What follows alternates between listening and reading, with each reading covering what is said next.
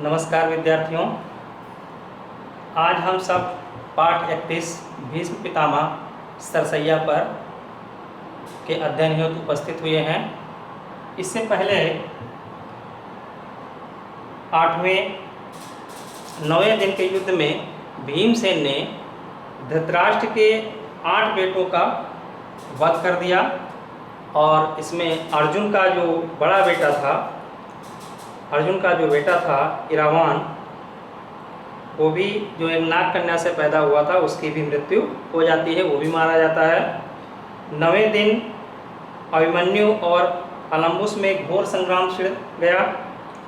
भीष्म पितामह ने पांडवों की सेना की उस दिन बड़ी दुर्गति की। सूर्यास्त के बाद उस दिन का युद्ध समाप्त हो जाता है। पाठ 31 भीष्म सरसैया पर भाग 1, इसका अध्ययन हम सब करेंगे। 10वें दिन का युद्ध शुरू हुआ। आज पांडवों ने शिखंडी को आगे किया था। युद्ध में पांडवों ने शिखंडी को आगे किया। शिखंडी जो कि पूर्व जन्म में अंबा था और भीष्म पितामह से उसको बदला लेना था। शिखंडी की आड़ से अर्जुन ने पितामह पर बाण बरसाए। पितामह यानी कि भीष्म पितामह। शिखंडी के बाणों ने वृद्ध पितामह का वक्षस्थल बींध डाला। वक्षस्थल जो ये हिस्सा होता है छाती का, उसको बींध डाला बाणों से। भीष्म ने अपने चेहरे पर जरा भी सिकन न आने दी और शिखंडी के बाणों का प्रत्युत्तर नहीं दिया। प्रत्युत्तर यानी कि उसका कोई जवाब नहीं दिया। शिखंडी के बाणों का प्रत्युत्तर क्यों नहीं दिया? क्योंकि भीष्म पितामह को पता था कि शिखंडी पूर्व जन्म में एक स्त्री थी, अंबा, इसलिए उन्होंने उस पर बाण नहीं चलाए। उनके नियम के अनुसार स्त्री पे बाण चलाना जो है वो शास्त्र के विपरीत है, इसलिए उन्होंने कोई प्रत्युत्तर नहीं दिया। अर्जुन ने जब देखा कि पितामह प्रतिरोध नहीं कर रहे हैं तो जरा जी कड़ा करके उसने भीष्म के मर्म स्थानों को लक्ष्य करके तीखे बाणों से बींधना शुरू कर दिया। मर्म स्थानों को ऐसे स्थान जहाँ पे चोट लगने से दर्द ज़्यादा होता है, मृत्यु होने की संभावना अधिक बढ़ जाती है, उन स्थानों को मर्म स्थान बोलते हैं, जैसे हृदय, दिल के आसपास का हिस्सा। भीष्म का सारा शरीर बींध गया, पर इतने पर भी उनका मुख मलिन ना हुआ। जरा सा भी किसी प्रकार का तनाव उनके चेहरे पर दिखाई नहीं दिया। भीष्म ने अर्जुन पर सख्त अस्त्र चलाया। अर्जुन ने उसे भी 3 बाणों से काट गिराया। सख्त अस्त्र चलाए, लेकिन अर्जुन ने अपने दिव्य 3 बाणों के द्वारा उनको भी काट दिया। अब भीष्म को यह निश्चित हो गया था कि आज का युद्ध उनका आखिरी युद्ध होगा। इस कारण वह हाथ में ढाल तलवार लेकर रथ से उतरने लगे। अर्जुन का बाण बरसाना जारी था। भीष्म पितामह को लगने लगा कि शायद आज मेरी मृत्यु निश्चित है, इसलिए वो रथ से उतरने लगे, लेकिन अर्जुन का बाण बरसाना जारी था। उसके बाणों ने पितामह के शरीर में उंगली रखने की भी जगह ना छोड़ी। लगातार इतने बाण चलाए कि शरीर में उंगली रखने की भी जगह नहीं थी, इतने घने घने बाण लगे हुए थे। पितामह के सारे शरीर में बाण ही बाण घुस गए थे। ऐसी अवस्था में ही भीष्म रथ से सिर के बल जमीन पर गिर पड़े, ऊपर से लुढ़क गए। भीष्म गिर तो गए, लेकिन उनका शरीर भूमि से नहीं लगा। उनका शरीर भूमि से क्यों नहीं लगा? क्योंकि उनके शरीर में इतने बाण लग चुके थे कि पहले से ही कहीं उंगली रखने की जगह नहीं थी, और वो जो बाण थे वो आगे से पीछे की तरफ निकल गए थे, इधर से उधर की तरफ निकल गए थे। भीष्म का शरीर जमीन पर ना गिरकर उन तीरों के सहारे ऊपर उठा रहा। पितामह अर्जुन से बोले, बेटा अर्जुन, मेरे सिर के नीचे कोई सहारा नहीं है, वह लटक रहा है, कोई भी ठीक सा सहारा तो लगा दो। क्योंकि बाण तो शरीर में लगे हुए थे, सर में कोई बाण नहीं था, तो सारा जो शरीर है वो नीचे की तरफ लटक रहा था। तो उन्होंने कहा कोई ठीक सा एक सिरहाना लगा दीजिए। भीष्म ने यह वचन उसी अर्जुन से कहे जिसने अभी अभी प्राणहारी बाणों से उनको बींध डाला था। सिरहाना लगाने के लिए भीष्म पितामह ने किससे कहा? अर्जुन से, जिसने अभी भीष्म पितामह को बाणों से छलनी कर दिया था। परंतु भीष्म पितामह का आदेश सुनते ही अर्जुन ने अपने तरकस से 3 तेज बाण निकाले और पितामह का सिर उनकी नोक पर रखकर उनके लिए उपयुक्त तकिया बना दिया। जैसा कि आप इस चित्र में देख पा रहे हैं कि उपयुक्त तकिया बना दिया। भीष्म बोले, हे राजागण, अर्जुन ने मेरे लिए जो सिरहाना बनाया है उसी से मैं प्रसन्न हूँ। उन्होंने कहा कि जो हमारे लिए अर्जुन ने जो सिरहाना बनाया है मैं उसी से खुश हूँ। दरअसल भीष्म पितामह अर्जुन से युद्ध करना तो नहीं चाह रहे थे। अर्जुन के सारे पांडवों उनको बहुत ही प्रिय थे, परंतु राज गद्दी के हिसाब से जो उनके लिए उचित था वही वो कर रहे थे। जो राजा का आदेश था उसके हिसाब से जो उनको उचित लग रहा था वही कर रहे थे, वरना वो युद्ध करना तो नहीं चाह रहे थे। अभी मेरा शरीर त्याग करने का उचित समय नहीं हुआ है, अतः सूर्य नारायण के उत्तरायण होने तक मैं यहीं और ऐसा ही पड़ा रहूँगा।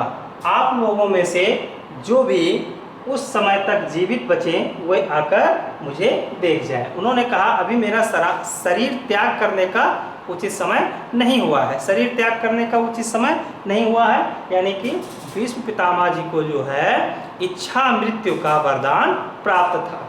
वो जब चाहें तभी उनकी मृत्यु होगी, ऐसा वरदान उनको प्राप्त था। उन्होंने कहा कि जब सूर्य उत्तरायण होगा, सूर्य की जो स्थितियां होती हैं उत्तरायण और दक्षिणायन, उत्तरायण होने की स्थिति एक दशा होती है जब सूर्य उच्चतम बिंदु पर उत्तर की तरफ होता है। मान लीजिए कि 21-22 मार्च से उत्तरायण की स्थिति शुरू हो जाती है। आप लोगों में से जो भी उस समय तक जीवित बचे वे आकर मुझे देख जाएं। इसके बाद पितामह ने अर्जुन से कहा, बेटा मेरा सारा शरीर जल रहा है और प्यास लग रही है, थोड़ा पानी तो पिलाओ। अर्जुन ने तुरंत धनुष तानकर भीष्म की दाहिनी बगल में पृथ्वी पर बड़े जोर से एक तीर मारा। बाण पृथ्वी में घुसकर सीधा पाताल में जा लगा। उसी क्षण उस स्थल से जल का एक सोता फूट निकला और पितामह भीष्म ने अमृत के समान मधुर और शीतल जल पीकर अपनी प्यास बुझाई। वह बहुत ही खुश और प्रसन्न दिखाई दिए। जब पानी पीने की इच्छा जाहिर की तो कई लोगों ने प्रयास किया पानी देने का, परंतु उन्होंने अर्जुन से ही कहा कि बेटा आप जो है मुझे पानी पिला दो। उन्होंने ऐसा इसलिए कहा क्योंकि उनके अंदर कुछ इच्छा थी, वो अपनी माँ गंगा माँ से भी इस अवस्था में मिलना चाह रहे थे और वो सोच रहे थे अर्जुन ही ऐसा व्यक्ति है जो ये कार्य कर सकता है। अर्जुन ने क्या किया, एक तीर मारा पृथ्वी में जो घुसकर सीधा पाताल में जा लगा और उसी क्षण जल का एक सोता फूटा जो सीधे भीष्म पितामह के मुंह पे जा गिरा।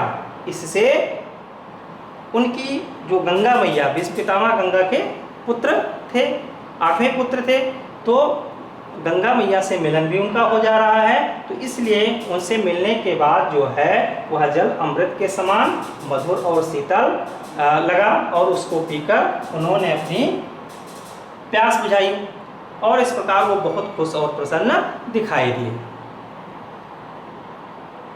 जब कर्ण को ये पता चला कि पितामह भीष्म घायल होकर रण क्षेत्र में पड़े हैं तो वह उनके पास गया। प्रणाम करके जब कर्ण उठा तो पितामह को उसके मुख पर भय की छाया सी दिखाई दी। कर्ण जो कि दरअसल कुंती का ही पुत्र था और पांडवों में ज्येष्ठ थे। सूर्यपुत्र भी इनको कहा जाता है। वह जब उनको पता चला कि भीष्म सरसैया पर पड़े हुए हैं तो भीष्म पितामह जी से वो मिलने के लिए गए। जब मिलने के लिए गए तो उनके मुंह पर जो है एक भय सा दिखाई पड़ रहा था। भय क्यों दिखाई पड़ रहा था? क्योंकि जो भीष्म पितामह जो इतने वीर थे वो सरसैया पे हैं, इसलिए उनको एक भय सा लगा। ये देखकर भीष्म का दिल भर आया।